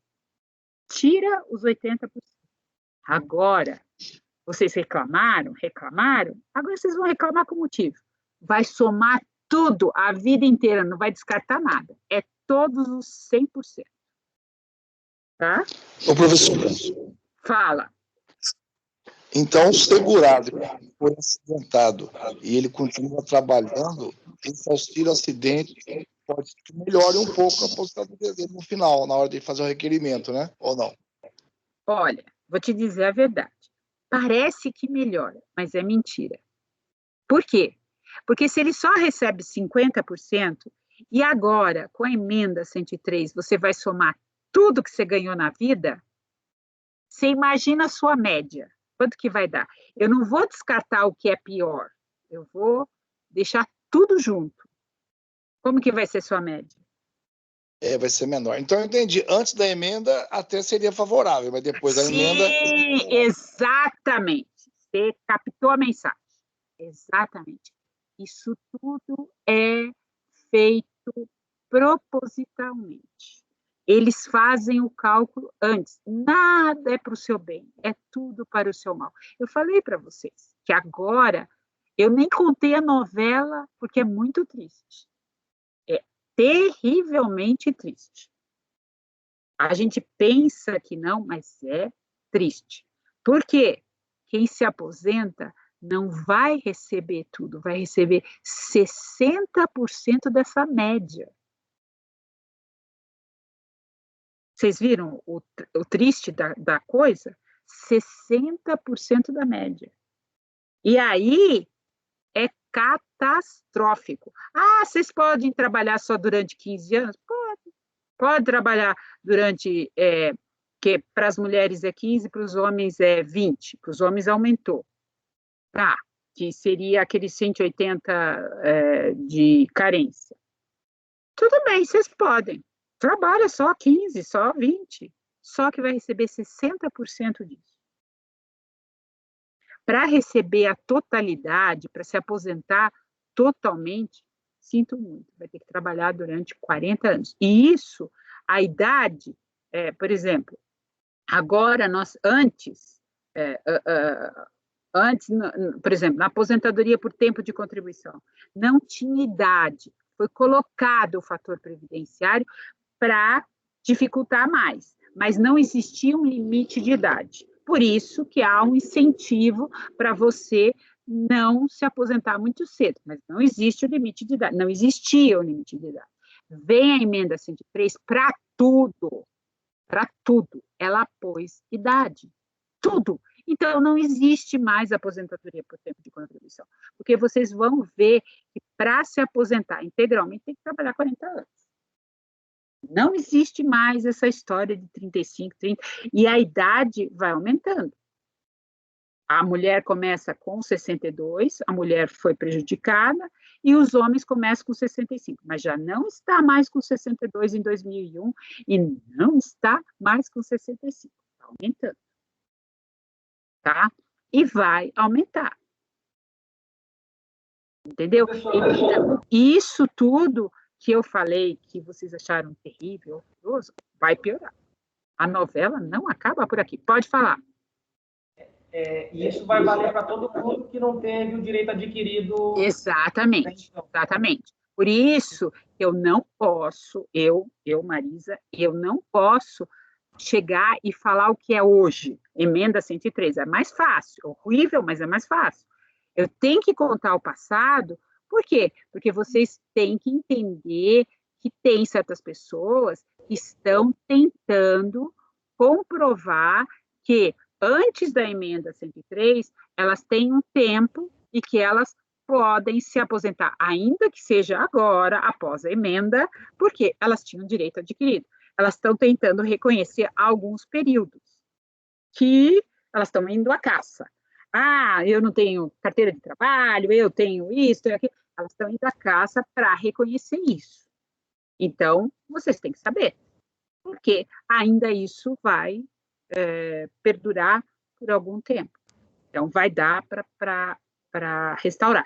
E muita gente que também poderia se aposentar e não se aposenta, está trabalhando, tal, porque vai querer mais tempo, alguma coisa nesse sentido, tá? Isso mais no regime próprio do que no regime geral.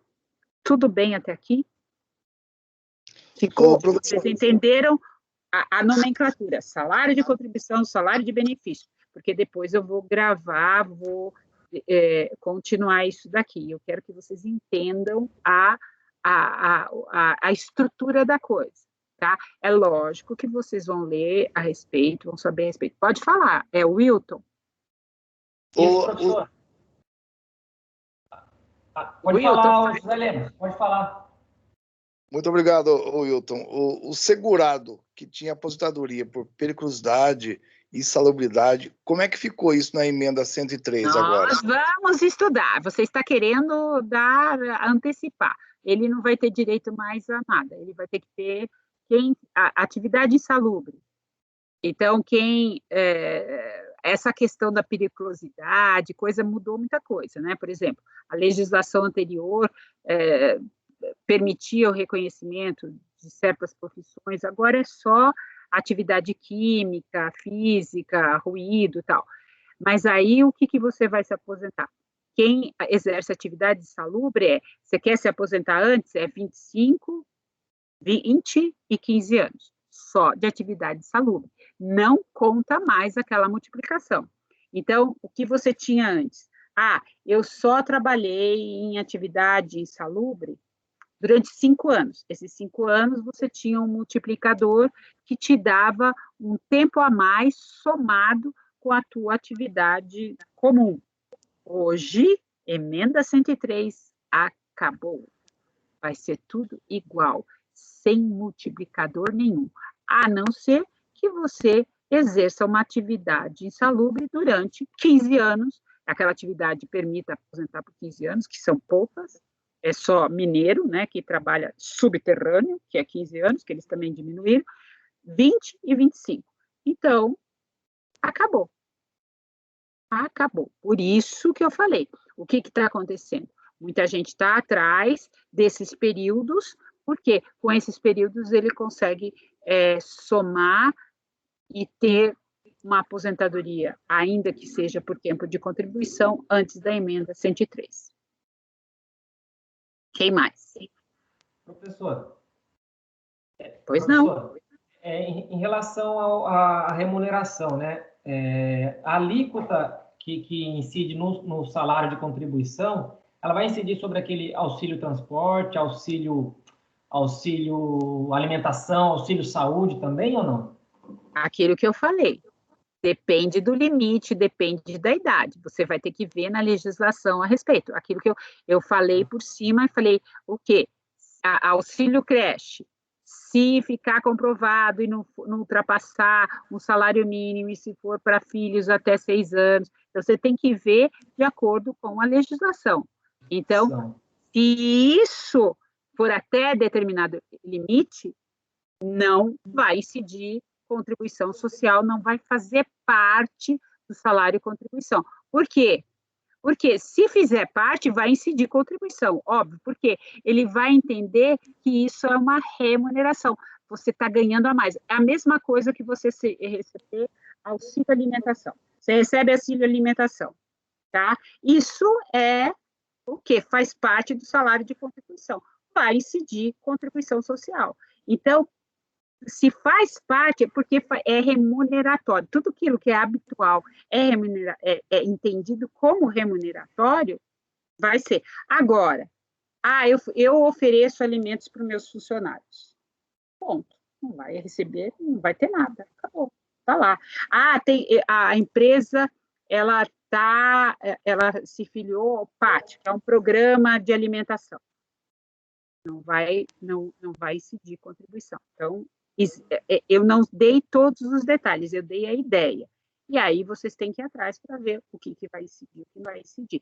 A legislação é clara, ela coloca o que vai integrar e o que não vai integrar o salário de contribuição. É nos artigos 28 e parágrafos da 8.213. Eu dei a ideia para vocês, eu não vou exigir também isso, eu quero que vocês entendam como que é o espírito. Aquilo que for remuneratório, como a gorjeta, não interessa se essa gorjeta é o cliente que te dá ou é o empregador, ela vai integrar o salário de contribuição, já decisão jurisprudencial nesse sentido, tá? E aquilo que não integra o salário de contribuição. É para você, o legislador previdenciário, ele quis ser detalhista no sentido de dizer, o que é a remuneração desse segurado? O que vai integrar na remuneração do segurado? Para não escapar nada. Para também ele ter um salário a ser considerado, vamos dizer, alto, ou não. Tá? Respondi? Respondeu, professor. E o índice de atualização que a senhora comentou, né, que vai pegar os salários anteriores, né? Não, isso vai ser sempre reajustado, vai ter correção, vai ser sempre o índice legal, tá? É índice legal, sempre vai ser reajustado na data em que for ser feita esta conta para a obtenção do salário de benefício. Então, tá, eu quero receber um auxílio-doença, tá lá, eles vão ter os dados do empregador e de tudo que ele trabalhou, tá? Então, eles vão reajustar e vão fazer isso. É que a gente vai ver que o auxílio-doença, há umas mudanças no cálculo, tá? Por quê? Para que não exista um incentivo para que a pessoa só exerça o auxílio-doença e que substitua isso como uma aposentadoria, que é muito melhor eu ficar sem trabalhar, recebendo auxílio-doença, do que trabalhar e depois, né, a minha aposentadoria ser até menor, tá? Tá joia. Obrigado, professora. De nada. Mais dúvidas, pessoal? Professor, não sendo muito repetitivo, mas, por exemplo, quando se trata de ruído numa função do segurado, houve uma mudança, parece que até 98 era 80 decibéis. De 98 a 2001 passou a ser 85 decibéis. Isso depende da época, isso é muito específico. Quando a gente estudar, a gente vai ver. No caso dessa interrupção de 5 anos, iniciou lá com 80, o segurado tinha. Aí houve uma interrupção de 4 anos. Depois de 2001, retornou a questão dos decibéis e começou a trabalhar num lugar também ruidoso. Isso faz uma somatória ou como é que isso... Não. O que você estudou de princípio tempus regit actum? O que significa isso? No momento que tem que ser feito, adquirido o direito, né? É o momento. Estudou mal, não prestou atenção. Que horror! Depois que obter já, fazer consulta. Tempus regit actum o fator, o que eu vou levar em consideração é a época em que foi exercido o trabalho. Você está falando de uma época em que considerou o ruído, por exemplo, até 88 decibéis. Se você trabalhou com 89, tudo bem, tem direito, mas depende se naquela época você trabalhou com esses decibéis. Depois passou para 90, se até 90 era normal, passou de 90 não é normal. Se naquela época você trabalhou e era 88, tudo bem, não é. Então, depende da época em que foi trabalhado e a época que a jurisprudência considerou aquele número de decibéis ou não. Então, você tem que ver a época em que foi trabalhado. Houve mudança. Cada época foi considerado um valor de decibéis. Você tem que olhar a época em que foi considerado decibéis para ter essa consideração de que foi uma atividade insalubre. Caso contrário, não vai ser. Você entendeu? Se você trabalhou numa época em que você tinha 85 e o máximo era 88, não vai pegar. Em outra época, valeria. Então, depende da época em que exerceu a atividade. Por isso que é importante o quê? Perfil profissiográfico, o PPP, que a gente vai estudar. Deu para entender? Não, eu entendi. É que eu disse assim, que ele começou com decibéis, que era favorável, depois ele foi para uma outra área, houve uma interrupção que ficou mais baixa. Depois ele retornou para a área normal, que ele estava anteriormente, voltou a contar, porque voltou a questão de decibéis. Então houve uma interrupção de 4 anos, por exemplo. Entendeu? Não vai contar. Enquanto, naquele período em que não incidiu decibéis, não conta. Não, perfeito. Agora eu já entendi como é que faz a somatória. Muito obrigado. Não tem somatória. Você só vai contar o período como atividade insalubre naquele que foi reconhecido jurisprudencialmente ultrapassado os decibéis. Caso contrário, aquele outro período em que não ultrapassou é tempo comum. Eu entendi. Mas se na contagem ultrapassou 25 anos, aí o segurado teria direito, né? Dentro do então, aí o que é? Se ele quer contar só atividade insalubre, perfeito, 25 anos, ou 20, depende da atividade. Agora, ele pode não ter tudo isso de atividade insalubre. Ele pode ter uma parte e somar com uma parte comum. Entendi. Antes da dúvida. Antes da bendita, antes da emenda 103. Depois, não vai ter chance. Tudo bem? Dúvidas? Não dúvidas. Entenderam tudo? Então, tá bom. Então, tem gravação. Próxima semana, então, fale. Professor, uma última dúvida. Fale. Do ponto de vista da senhora, né, aparentemente a senhora está criticando essas atualizações aí, né? Não é que eu estou criticando, eu estou vendo uma vida difícil para todos nós. Só Mas isso. A senhora acha justo, do jeito que está sendo feito, é o necessário? A questão não quer dizer, para mim dói muito porque é complicado, né? Você vê as pessoas, a gente tem aquilo que a gente merece. Sei lá se a gente merece isso. Na realidade, eu não concordo com essas mudanças abruptas de legislação, porque assim, quando você entra no jogo, você fala assim, vou me aposentar com 30 anos, vou me aposentar com 35 anos. No meio do jogo, eles mudam. E aí, tudo que você planejou, tudo vai por água abaixo. Agora, tem um outro lado. O lado que, se a gente não mudar, ninguém vai receber. Agora, a situação ficou pior ainda. Então, tudo aquilo que eu criticava, por isso que eu falei, quando a gente critica, por isso que eu trouxe até crítica, imagina, trouxe crítica lá dos 36, onde você viu, os 80%. Agora eu estou achando maravilhoso aqueles 80%. Aí vem a emenda 103, que é uma catástrofe. Tinha que ser feita? Tinha. Por quê? Porque ninguém faz as coisas certas nos momentos certos, tal. Agora, nós estamos numa pandemia. Eu não sei se a gente vai ter condições de pagar isso. Então, eu acho que a gente tem que ter trabalho, a gente tem que ter emprego. Então, eu rezo para que tenha emprego. Então, essa questão é difícil, por quê? Porque a gente não tem emprego e ainda por cima o futuro que os próximos vão se aposentar é muito complicado. E fora, as regras de transição são pesadas, entendeu?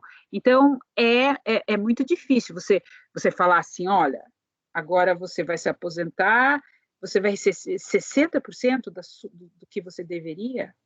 É meio complicado isso, né? Então, é muito difícil de explicar isso. Eu acho difícil. Embora necessário, mas é difícil. Então, é difícil você fazer uma crítica sobre isso. Você entendeu? De forma geral, é um mal necessário. Alguma coisa tem que ser feita, porque senão não vai todo mundo receber. É esse o problema. Vejam agora, nós estamos endividados até os últimos fios de cabelo.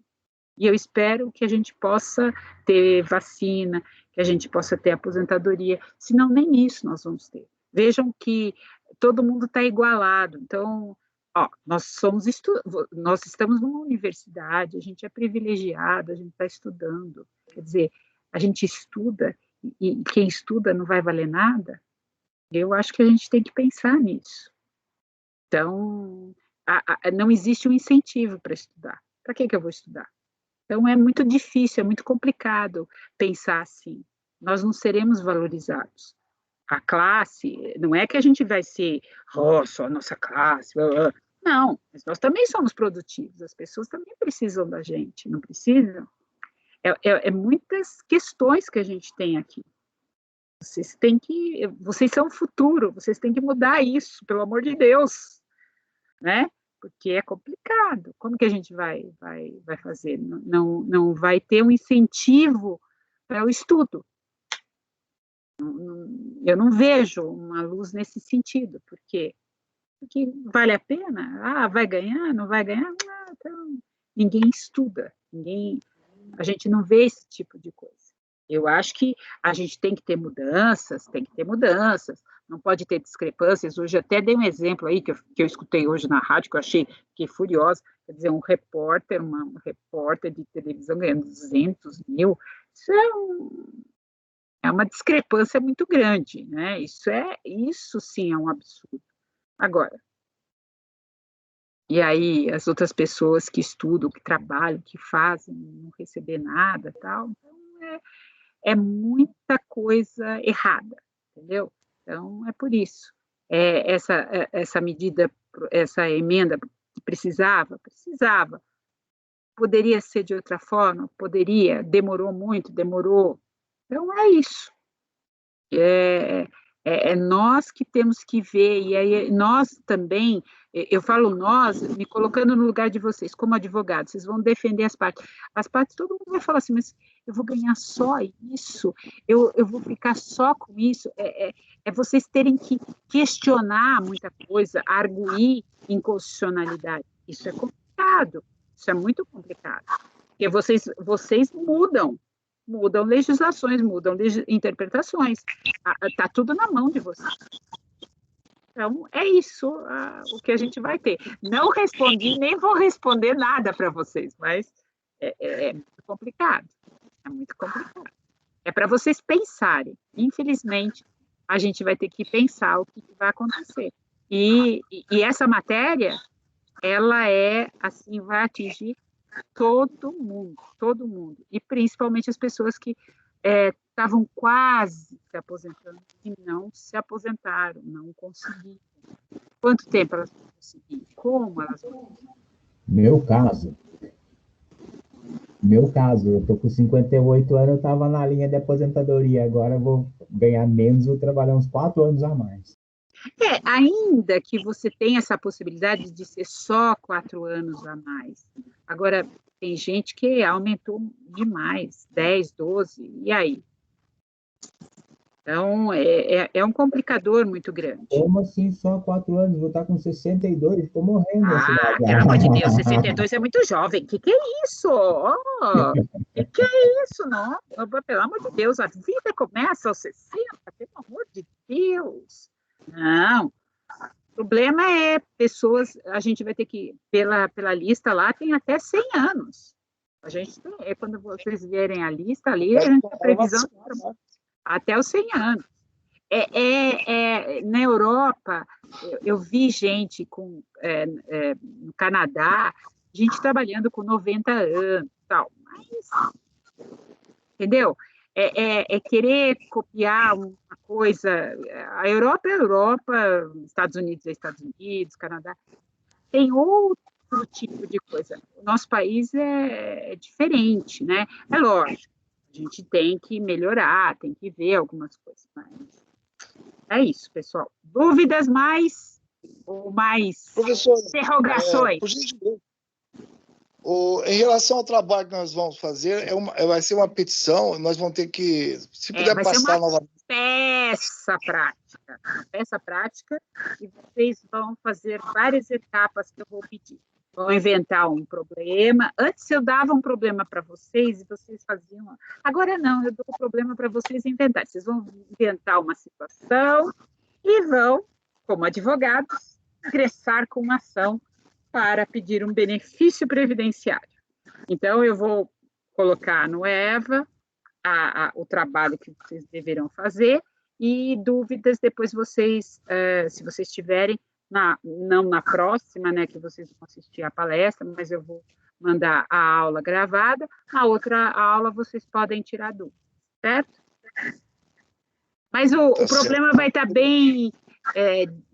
se vocês seguirem cada etapa, não tem nenhuma dificuldade. É muito fácil. É uma peça prática. É melhor do que ficar fazendo redação, escrevendo, ou fazer seminário, me apresentar, falar, todo mundo dormir, ninguém prestar atenção. Então, é muito melhor vocês fazerem uma peça prática. A Carolina, eu garanto que ela acha que isso é ótimo. Né, Carolina? Ela acha que deve ser muito bom. Todo mundo tem que treinar. A Paloma também. Eu acho que a Paloma também vai achar que é muito bom vocês fazerem uma peça prática. Vocês não querem advogar? Eu acho que é um bom treino. Vocês já veem. E depois vocês vão fazer exame da ordem. Vocês têm que fazer petição inicial. Aliás, vocês têm o que é que vocês fazem aí de treinamento? Tem vocês atendem o povo, vocês aprendem a fazer petição, recurso, tal, e assistência, exatamente. É um ótimo momento. A pandemia prejudicou muito esse trabalho nosso aí de atender o público e tal, né? Mas estamos fazendo online. Né? Tá, mas vocês estão fazendo peça? Estão aprendendo a fazer peça? Então, é um bom momento para questionar o professor. Eu quero que vocês vão lá e falem assim, como que é a petição inicial? Vão prestar atenção na petição inicial, vão pedir tudo, fazer tudo, e direitinho, porque eu corrijo tudo. E vocês, no exame da ordem, eles descontam muito se fizer o endereçamento errado. Então, prestem muita atenção. É um ótimo teste para tudo, para a vida. Então, vai ser muito bom, tá bom? Eu vou ser o trabalho do meu grupo, eu vou pedir a minha aposentadoria. Então tá bom. Um bom feriado amanhã para vocês, bons estudos, bom curso, não me enganem, façam o curso direitinho, aproveitem, ganhem pontos, aproveitem essas oportunidades para questionar, para aprender, aproveitem tudo que vocês tiverem. Se vocês estiverem interessados, eu vou passar um link. Teve um curso no tribunal sobre discussão sobre previdenciário. Talvez algumas coisas vocês não entendam, mas aí eu passo o link, vocês que, na hora que vocês quiserem, vocês dão uma olhada, tá bom? É bem interessante, porque os mais importantes do direito previdenciário estavam lá. Todos os bons de previdenciário estavam lá. Aí vocês escutam, é bom vocês lidarem com as pessoas que lidam com isso, que escrevem livros. Eles são muito bons e é legal, tá bom? E tem muita informação. É lógico que muita coisa é assim, é que nem eu falo e às vezes vocês ficam, ai meu Deus, mas tudo bem, vocês anotam, vão atrás, eu acho que é legal isso, tá bom? Uma boa noite, tudo de bom para vocês, bom descanso. Boa noite, obrigado. Estudem ainda hoje, hein? Tchau, tchau. Boa noite, professora. Tchau. Tchau, professora. Boa noite. Boa noite. Boa noite. Boa noite.